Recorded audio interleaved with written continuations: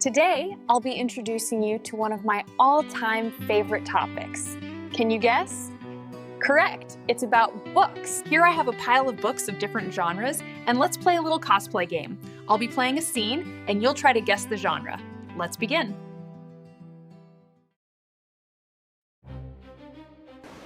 I'm on a dangerous journey to save my students on the other side of the mountain.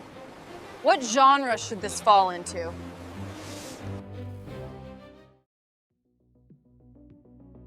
There is a time machine behind me, which is something that we haven't got yet in 2025. But here I am. What genre should this be?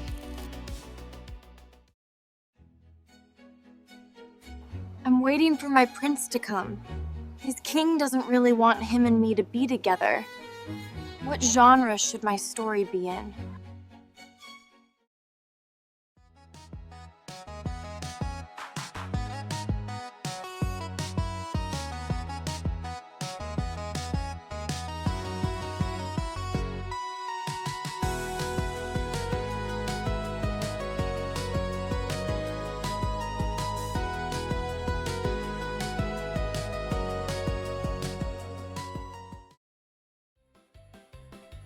I'm very good at telling funny stories. Here is a quick one. How do you call a blind deer? No eye deer.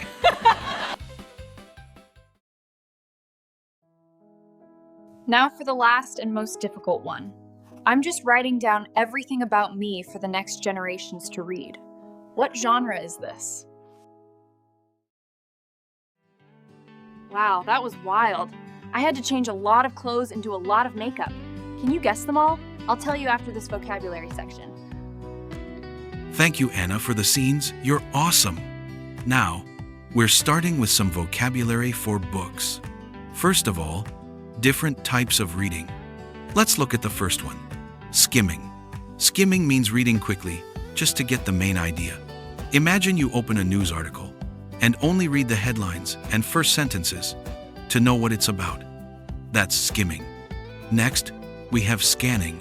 Scanning is when you're searching for specific information. For example, maybe you want to find a phone number in a long text, or check the train times in a schedule. You scan with your eyes to spot the exact detail. Finally, there's proofreading. Proofreading means checking carefully for mistakes in grammar, spelling, or formatting. For instance, before you hand in your essay, you read it again to make sure there are no errors.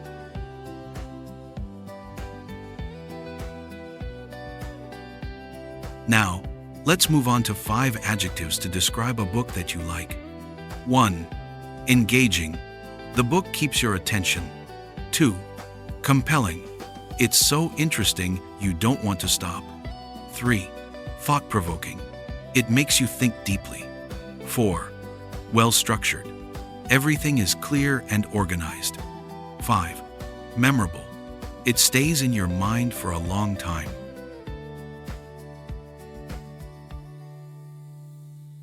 And 5 words to talk about a book that you don't like. 1. Repetitive. It says the same thing again and again. 2. Predictable. You can guess the ending too easily. 3. Confusing. Hard to follow or understand. 4. Shallow. Not deep. Just on the surface. 5. Overrated. People praise it a lot, but it's not really that good.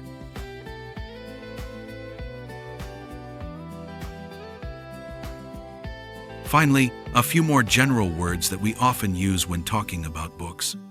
2.1. Plot twist.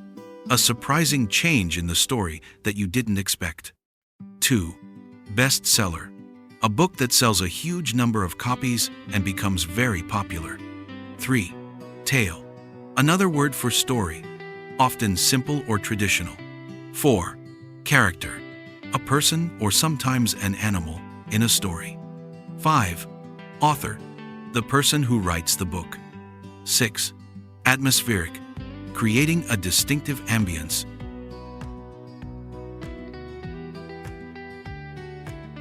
If you're interested in this topic and would like to know more, join LIFTUP English for more in-depth lessons and practice.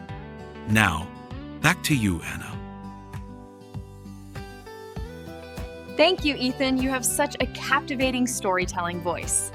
Now it's time to reveal the answers for the game. The first scene is about adventure books, such as The Hobbit or Indiana Jones. I hope you nailed it. This suit is incredibly tight and hot. By the way, the second scene is about sci-fi books, such as Dune or Star Wars. This one is my favorite. This third scene took me the most time to make up, so I hope you say it's about romantic books, such as Romeo and Juliet or Pride and Prejudice.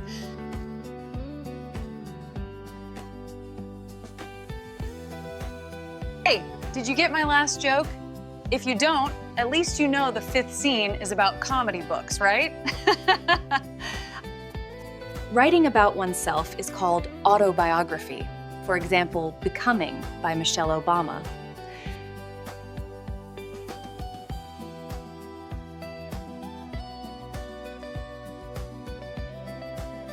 Thank you for joining Lift Up English today to learn more vocabulary about books. Goodbye, and see you in the next video.